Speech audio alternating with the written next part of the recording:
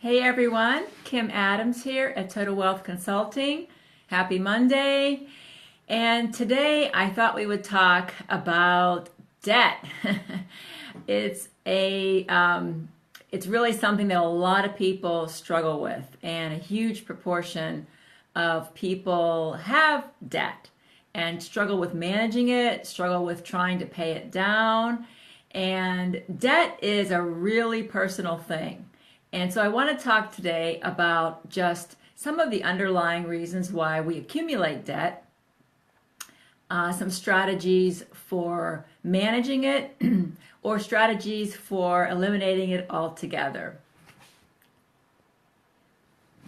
And thanks to whoever's here. For some reason, I can't see who's here, but thanks for sending the hearts. So, okay, so debt. It's a very personal thing, and it's very individualized thing, because what bothers one person about their debt will not bother the other person. So, for example, some people have this aversion to any debt at all, and maybe they grew up where their parents were very, very strict and abided by that principle of, if you can't afford to pay cash for it, then you can't afford it, and you shouldn't take on any debt. So some people come from that philosophy, but others don't, right? So it's how you react to debt is a very individual thing. A lot of times, what may be icky, what I call icky debt to one person, for example, maybe someone feels like having a student loan debt is an icky type of debt, whereas someone else might think, hey, that's what got me to go to college, and I got my college education that way. So to me, it's not this type of debt that really bothers me. So again, it's a very personalized thing. But what's important is that you tune in and realize how it impacts you. Because having debt, for some reason, can be a real blow to your self-esteem and really make you feel like awful about yourself. And the other thing that it can do is really sabotage your energy. So if you're spending a lot of time and energy, worrying about it and just stressing about it, when am I ever going to be able to pay this off? When am I going to get out of debt? If thoughts like that are running through your head on a regular basis, then you can be sure that it's affecting you. It's subverting your energy, it's weighing you down, and it's sucking the life out of you, sucking the energy away that you need to do other things, to build a business, to do whatever you need to do. So one of the first things I do when I work with clients is I have them really tune in to, what are your main feelings about debt? What main feelings come up when you think about your debt amount? And when I ask them to list their debt amount, list what is icky to you. Okay, if your mortgage is not icky, don't list it. And really, there are, in my opinion, there are better types of debt than others. So, for example, if you have debt, but it's helping you build or buy an asset, for example, a home, that's a little different than having credit card debt, or even a car loan, where the debt doesn't really help you acquire anything that's really of value. I mean, cars depreciate as soon as you walk them off the lot. So there are varying degrees of what most people would consider better debt as opposed to not so great debt. Credit card debt is one that is just at such a high interest rate that I tell my clients that's icky no matter who you are, right? If you have credit card debt, it's really in your best interest to pay that off as soon as possible, because the interest rates are ridiculous. So you're adding to that balance. You're paying way much more than the actual balance of the credit card when you're not paying off that thing every month. Like, it's great to have credit cards, but if you're not able to pay off the balance every month, it's really something you should avoid, and it all means work to pay off, all right? So again, it's a very personalized thing. Tune into what you're saying to yourself about it. So what main thought runs through your head when you think about your debt? And you'd be amazed at how little it can take to really pay off debt and to really reduce the amount of time, the amount of years and payments on your debt. I was doing an example for a client just today where we were just taking $100 extra. And I know sometimes that when you're really strapped, $100, an extra $100 a month may seem like a lot.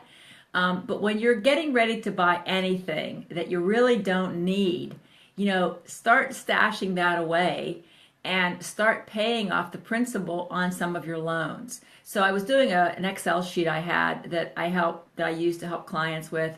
But for example, you can really reduce the time frame that you pay things off. So if you just list your debts in ascending order of either balance or interest rate, and there are lots of calculators out there too that will help you, and just adding an extra $100 a month to the debt that has the lowest balance on it is really going to help you pay off. So once you pay off that first loan, then you take that payment that you would have paid, add it to the next one. It's really a simple process.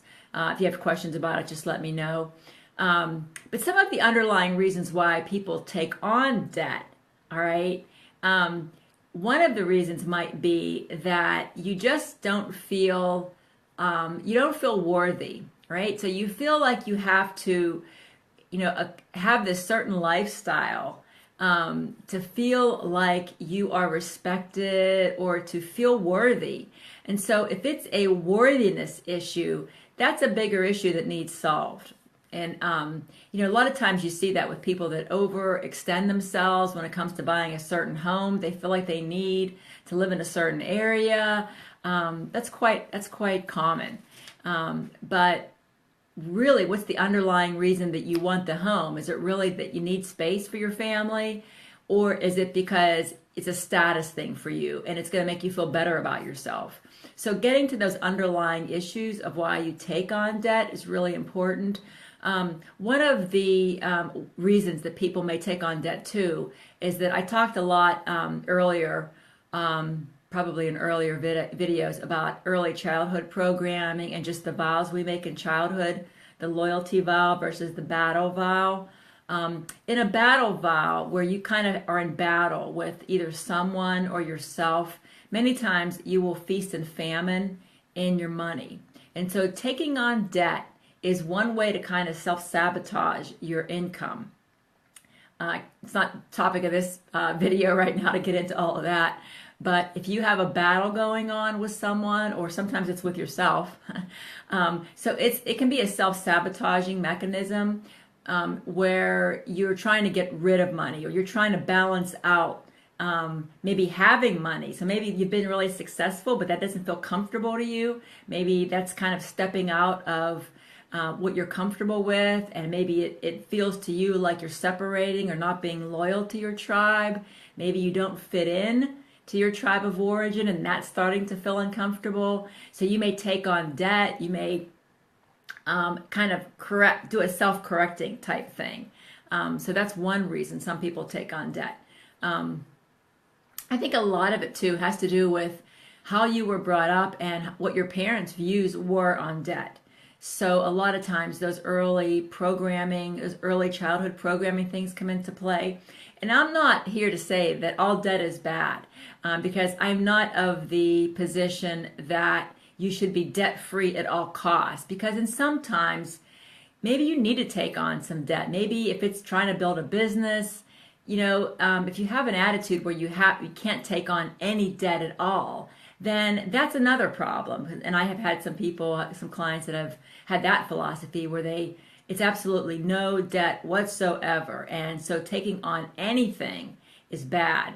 But heck, having debt can be a good thing. It can also mean that you were able to get credit, that you are, credit worthy. You've been paying off your bills. You have a credit score that's worthy of getting a loan or getting a line of credit. And it's especially important if you are using it for business reasons, something that's going to enhance you and, again, build an asset, for example. So not all debt is bad. I don't like people thinking that debt is necessarily a four-letter word. It's really not. But it also depends mostly on your reaction to it, your underlying feelings and thoughts about it. And so one of the things I like to do with my clients to help them process their emotional baggage around debt is just to do some tapping on it, some EFT. And so here's a quick little script that you can use if your debt is really stressing you out, because again, it's sucking your energy and it's definitely impacting you, and maybe preventing you from really trying to move forward, or trying to prevent, or maybe preventing you from even taking on any debt that would be good for you. All right, so here's what I would do if I was helping a client tap through some concerns around debt. All right, start at the top of the head. Oh my God, this debt is freaking me out. How am I ever going to get out of this? It's so overwhelming. I'm never going to be able to stop working. I'm never going to pay this off. It's been hanging over me for a long time. Just don't see how I'm going to get out of it. And as soon as I start paying something off, I seem to add more to it. Can't seem to make any headway on it. And I know it's stressing me out. I mean, I'm losing sleep over it. Really stressful. Frustrating. So angry about it. When am I going to ever feel more calm and peaceful about this? What's wrong with me? I must be an idiot for having this much debt. So stupid. What the heck is wrong with me? How could I do this to myself and my family? Open to releasing this. I know it's having an impact on me, but I'm open to releasing this from my nervous system. It's been draining me. Paradigms are running that I'm not aware of, and it's really affecting me. Wish I could get rid of it. It's hanging over me like a dark cloud and impacting my other decisions and impacting my energy. It's such a drain on me. But I'm open to releasing this for my higher good.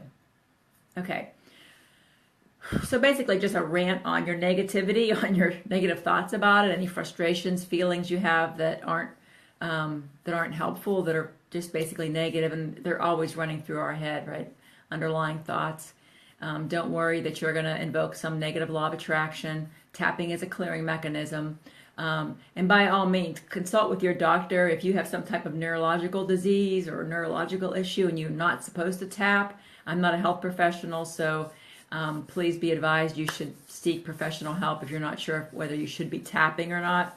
And the positive round for tapping would be, even though I've got this debt and it's stressing the heck out of me, totally honor who I am, where I've been. I honor my journey, and I'm open to healing this, open to healing any underlying reasons that I've carried this debt. I honor who I am, and I'm ready to move forward, ready to feel good about my money, and to manage my money and my debt responsibly. Yeah, that feels really good. I'm open to being a great money manager and taking care of my finances. I'm not going to stick my head in the sand. I'm going to acknowledge that I need to learn some things, that I need to manage it better. I'm not going to be intimidated, and I'm not going to pretend it doesn't exist at all. The more I confront it, the more I'll be able to. I'm open to releasing any anger and fear about this. And I'm ready to move forward as a fantastic money and financial manager. I'm ready now. It's my time. I deserve it. I want to be a good money manager. I want to get rid of my debt and release all of my emotional baggage around it. And be at peace with it. And be comfortable and happy that I can get a loan if I need it. That's a good thing. So I want to feel good about my ability and my credit, but also manage any negative or bad debt. Okay. So hopefully that helps. Tapping's awesome for just releasing anything. Something else to use is the peace process, and I also use energy clearing myself when I work with clients.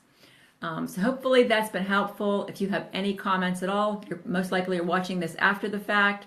So feel free to jot down any questions you might have or make any comments. As always, it's been awesome being with you here, and I hope you have a great rest of the day. Ciao.